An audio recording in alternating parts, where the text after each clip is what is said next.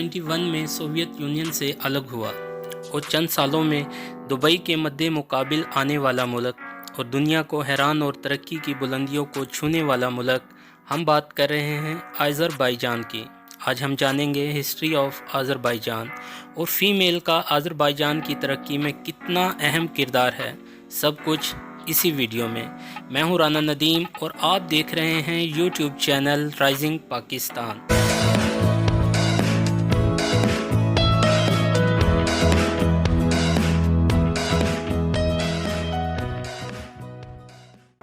Soviet union के टूटने के बाद अज़रबैजान ने अपनी आज़ादी डिक्लेयर की। अज़रबैजान जब भी अपनी खारजा ताल्लुक़ का जिक्र करता है तो वहाँ तुर्की और पाकिस्तान का जिक्र ज़रूर करता है। अज़रबैजान कुदरती मादनियात से माला माल है। 2/3 से ज़्यादा इलाका तेल, गैस और दूसरी मादनियात से भरपूर है। जहाँ से वो चाहते हैं तेल और गैस निकालते हैं। यूरोप समेत पूरी दुनिया को सप्लाई देते हैं। 1991 से लेकर 1999 तक अज़रबैजान की कोई ख़ास मकबूलियत नहीं थी, मगर सन 2000 में अज़रबैजान ने एक नई हिकमत अमली बनाई।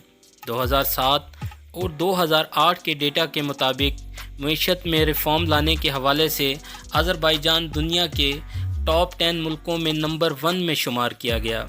यानी अज़रबैजान ने अपनी मईशत में इस्लाहात लेकर आया जिसने उसे नंबर 1 बना दिया और बैनुल अक़वामी इदारों ने तस्लीम किया कि जो अज़रबैजान ने किया इसी तरह ही तरक्की मुमकिन है। तालीम किसी भी मुल्क की हो, तरक्की के लिए अहम जुज़ समझा जाता है।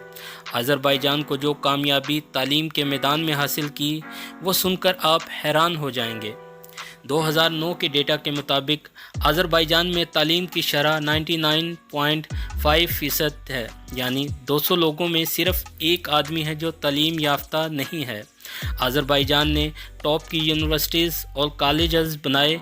दुनिया भर से लोग वहां तालीम हासिल करने जाते हैं और नई रैंकिंग के बाद तालीम की शरह बढ़ चुकी है।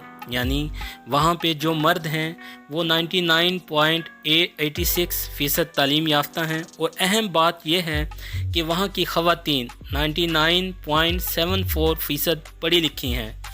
यानी जो मुल्क तरक्की याफ्ता हैं वो भी इस लेवल की तालीम नहीं रखते जैसी तालीम अज़रबैजान दे रहा है। अज़रबैजान ने 2000 के बाद प्लान किया और चंद सालों में ही उन्होंने अपनी तालीम को चेंज कर दिया। अपनी सेहत के फ़रोग के लिए पॉलिसी बनाई।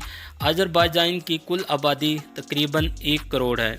एक छोटा सा मुल्क जिसने मुख्तसर वक़्त में दुनिया के कई ममालिक को पछाड़ दिया। आज के लिए बस इतना ही। वीडियो पसंद आए तो दोस्तों के साथ शेयर करें, लाइक करें और कमेंट में अपनी राय का इजहार ज़रूर करें। शुक्रिया।